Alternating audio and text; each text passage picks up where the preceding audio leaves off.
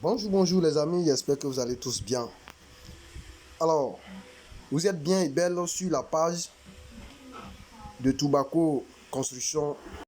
Sur cette chaîne, nous partageons les différentes méthodes que nous avons déjà utilisées et qui marchent très bien. Alors, restez avec nous jusqu'à la fin pour voir comment nous avons réussi à transformer cette villa basse en étage. Dans cette vidéo, je vais vous expliquer comment modifier un ouvrage existant, on n'est pas dit un bâtiment existant en étage. Il y a des étapes à suivre et il y a 8 étapes cruciales qu'il faut prendre en compte pour réussir cette modification. Alors, passons par la première étape. La première étape consiste à faire un état des lieux. Et après l'état des lieux, vous allez procéder à un sondage pour savoir la profondeur de l'ancienne fondation. Après cela, vous passez à la deuxième étape. Faire une fois que vous avez une idée sur la fondation, de la profondeur de l'ancienne fondation, vous procédez à la troisième étape, réaliser un plan de renforcement, c'est-à-dire concevoir un plan de renforcement sur lequel vous allez faire ressortir les différents piliers ou poteaux porteurs, tout en précisant la profondeur des piliers en fonction du nombre d'étages que vous allez réaliser. Imaginez que vous voulez réaliser un immeuble de R+5, vous n'allez pas utiliser la même profondeur que celui qui va réaliser un duplex. Donc c'est pour cela j'ai dit faites réaliser la profondeur en tenant compte de l'étage, de l'état du différent niveau que vous allez réaliser. Pour notre cas, il s'agit d'un duplex. Donc là, nous allons respecter la profondeur maxi d'un ouvrage en duplex, un étage en duplex, je vais dire. Alors, fermons la parenthèse, passons à la quatrième étape. La quatrième étape consiste d'abord à réaliser ce qu'on appelle la démolition. Vous allez démolir les côtés après avoir ressorti, après le plan de fondation, vous allez passer à la démolition des différents côtés à renforcer. Voilà, après la démolition, vous allez passer à la mise en page, c'est-à-dire la réalisation des différentes fouilles isolées. Voilà, des différentes fouilles isolées. Donc, passer aux poteaux isolés. Donc, après la réalisation des poteaux isolés, parler des fouilles de semelles isolées. Je précise bien les fouilles des semelles isolées.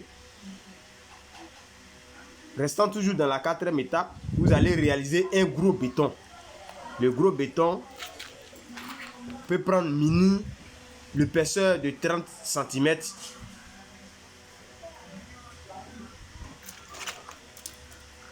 Après la réalisation du gros béton qui va consister à représenter le lit de la semelle isolée, vous allez procéder en cinquième étape.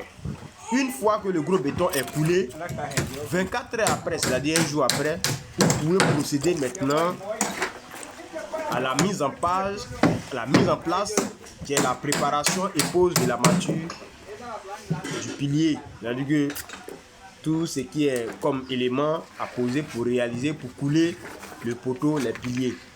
Donc d'abord, la semelle, vous allez poser d'abord la semelle isolée et venir renforcer, faire l'assemblage pour les armatures des poteaux porteurs.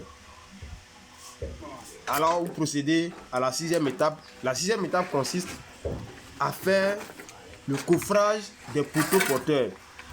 Après le coffrage des poteaux porteurs, vous allez passer maintenant au coulage de ces poteaux. Alors, nous poursuivons à la 7e étape. La 7e étape, une fois que les poteaux sont coulés,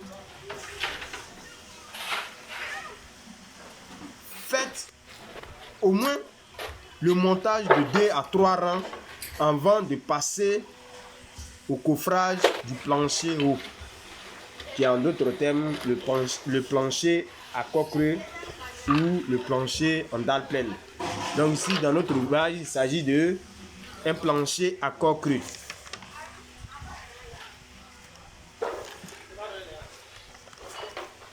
Alors, quels sont les différents sous-titres que j'appelle sous-étapes des planchers à corps creux? Ici, nous sommes sur la 8e étape et cette étape consiste à faire un coffrage du plancher et la mise en place des outils et aussi des poutrelles et des poutres. Alors, pour les sous-titres, je prends la première sous-étape. Il faut mettre à niveau les murs périphériques d'abord et tracer les axes de pose. Poser les poutrelles et les outils. Le chaînage, l'armature, positionner les éléments de l'armature et ligaturer, c'est-à-dire attacher l'ensemble. Ensuite, maintenant, vous pouvez passer au coffrage périphérique.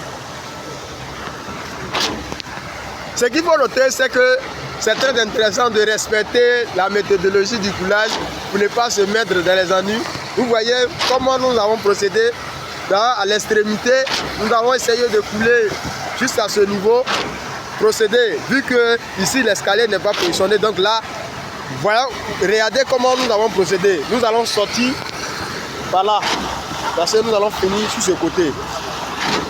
Et voici le maître. C'est lui là même qui fait le travail, c'est lui qui guide la machine. Et voici la commande qui est avec lui. Donc suivez en live avec nous. Suivez jusqu'à la fin. À la fin, vous allez voir comment vraiment c'est intéressant le coulage du béton avec la machine. Vous voyez, cette méthode là, elle est vraiment intéressante parce que ça permet d'aller très rapidement. Vraiment c'est intéressant. Suivez ensemble avec nous.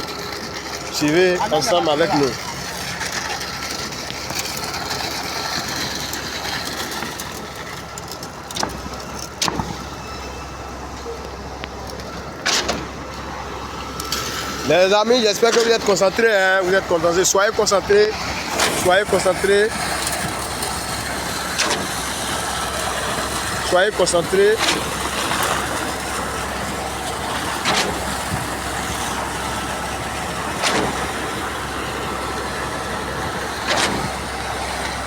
Vous voyez, c'est très rapide.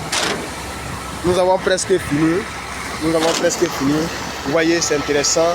Il faut respecter cette méthodologie-là. Vous voyez comment, ce que je vous avais dit depuis le début, c'est qu'il faut respecter la méthodologie du coulage. Vous voyez, nous allons finir par ici. Donc, vous voyez, cette étape, la dernière étape, consiste à procéder le coulage, à ramener la fibre vers ce côté. Et lorsque ça va prendre fin, vous allez voir que nous allons sortir à l'échelle sur ce côté. Voilà.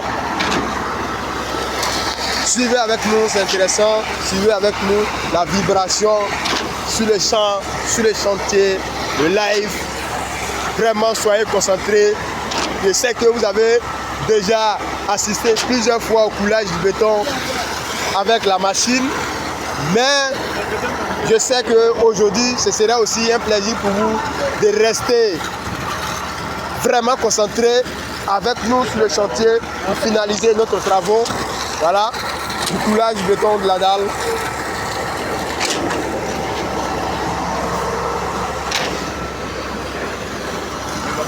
Bonjour monsieur, maintenant c'est vraiment intéressant, c'est vraiment intéressant. Vous voyez monsieur Koné, c'est l'un des responsables du chantier. Vous voyez, tout le monde travaille. Ici, tout le monde travaille. Tout le monde travaille. Même le boss même travaille. Tout le monde travaille. Ici, tout le monde travaille. C'est le travail en équipe. Voilà, c'est ce qu'il faut noter. Nous travaillons en équipe ici. Tout le monde travaille. C'est vraiment intéressant. C'est intéressant.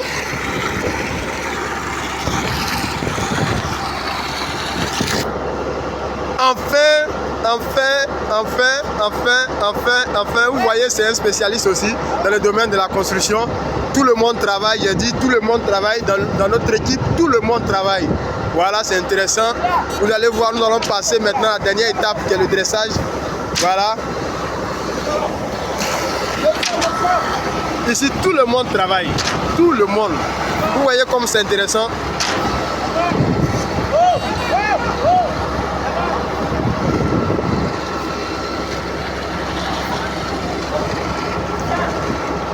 C'est ici prend fin le coulage de notre dalle qui est le plancher à coque. D'ici là, restez à l'écoute pour une prochaine fois. Ce qu'il faut noter, pour le décoffrage, il faut 28 jours d'âge. Donc là, restez vraiment concentrés et je vous donne encore rendez-vous pour une prochaine vidéo pour le découpage de la dalle pour poursuivre les travaux d'élévation. Merci de rester vraiment concentré jusqu'à la fin de notre vidéo. Et le coulage vient de prendre fin.